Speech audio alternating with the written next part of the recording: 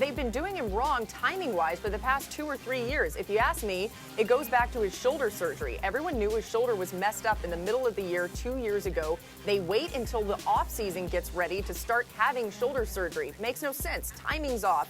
As Tolbert said, as soon as he got hurt last preseason against the Patriots, they were saying, oh, he's got a high ankle sprain. I looked at it on film carefully. Not a high ankle sprain. You could tell that 10 minutes after the play. You knew it was a midfoot sprain, Liz Frank, something like that. But you wait till December for him to beg you to have surgery. He shouldn't have been out there week 1 and 2. He shouldn't have been out there probably till week 4 or 5 at a minimum. So Ryan Clark is joining us now. And as you hear all of that, guys, you take it into consideration. But we begin with you, Nick, on this one. Has Cam underachieved in his career so far?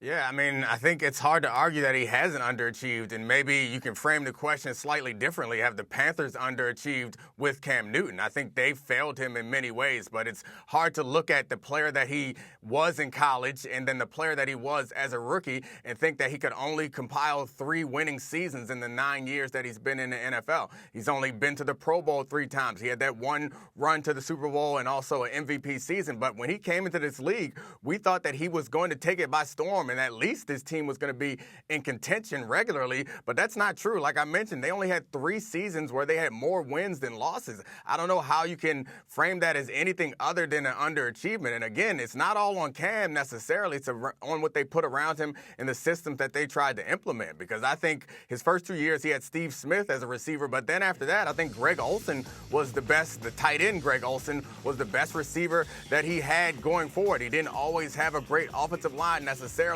And the defense was really, really good at times and then not good at others. So it's not all on Cam Newton, but I think when he came into this league, we thought he was going to be a perennial kind of Pro Bowler and a perennial MVP candidate, and that the Panthers would be in Super Bowl contention at least somewhat semi-regularly, but they haven't. They've had one season where it all came together just right, and even in that season, it's not like they surrounded him with a bunch of weapons. He kind of put that team on his back. And all the advanced metrics that you would use to evaluate a quarterback, he's had some real spikes as far as being great as a quarterback, but for much of his career, it's been around average or below average. So I don't know, maybe I had too high expectations for Cam Newton and what I thought he could do for a team, but I'm certainly disappointed with, after 9 years, what he and the Panthers have been able to accomplish with him.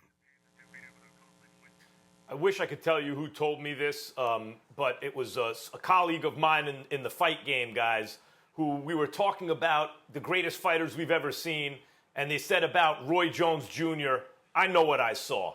I know what I saw. Like, I saw Cam Newton at his best. I know what I saw. He did not underachieve. I don't think advanced metrics can capture accurately exactly what he brought. So let me frame the story a little different to you guys, okay? You just told one story, Domonique, with the facts. Let me tell another story. He was #1 overall draft pick. What does that always mean? The team he got drafted by stunk. They were a 2-win team. Now, as a rookie, he goes 6-10 with that team.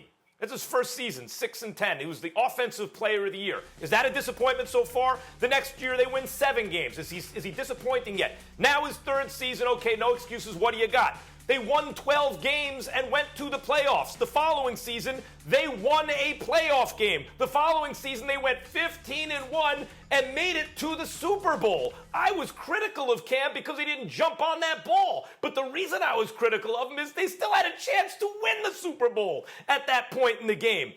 15-1, and he was voted by his peers. Not only was he the MVP of the league, he was voted by his peers the best player in football. He ran away with it in a league with a prime Aaron Rodgers and Tom Brady and Drew Brees. Oh, and by the way, Peyton Manning was still around, but he was the best player in football. Is he disappointing so far? Then he had a bad year. There was a Super Bowl hangover, I think, with that team. They didn't win it, but they got there. He had a bad season, admittedly. I think that's the first time you could say, okay, that wasn't a great season for Cam. The very next season, they win 11 games and go to the playoffs again. So those 3 playoff wins, you would take away the first 2 years for a 2-14 team. 3 out of 5 seasons when he was healthy, he went to the playoffs and he made a Super Bowl and he won an MVP. And he did this all, as you point out, Domonique, with a receiving core usually where his best receiver was his tight end and he was his own best running back. And then he got hurt. By the way, the season he got hurt, which was not a good season for them, was a pretty good season at the time he got hurt. They were a winning team at the time he got hurt. They were a powerhouse at the time he got hurt. He was having statistically maybe his best season at the time he got hurt. Cam Newton has not underachieved.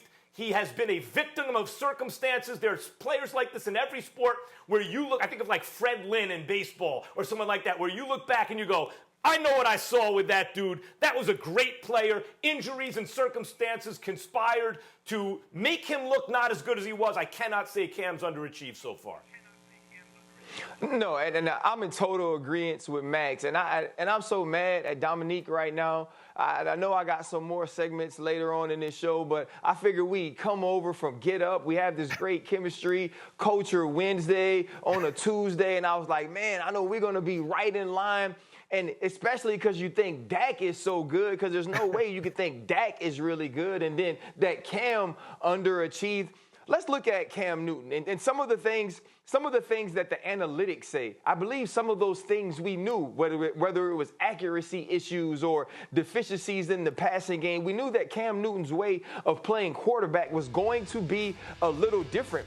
And even when he was being evaluated, this wasn't the slam dunk Andrew Luck type pick. I mean, everybody had ordained Andrew Luck the greatest prospect since John Elway and a can't-miss prospect. And if you look at these two careers, I like Cam Newton's career over Andrew Luck's career before he retired. Andrew Luck didn't get an MVP. Andrew Luck didn't lead his team to a Super Bowl, and these were all of these things that we were expecting him to do. Cam Newton has done those things, and though he had to do them in a different manner, I think the manner in which he did it was part of his greatness. And when Max says, you know what, I saw what I saw, I feel the same way about Cam Newton. Thanks for watching ESPN on YouTube. For live streaming sports and premium content, subscribe to ESPN+.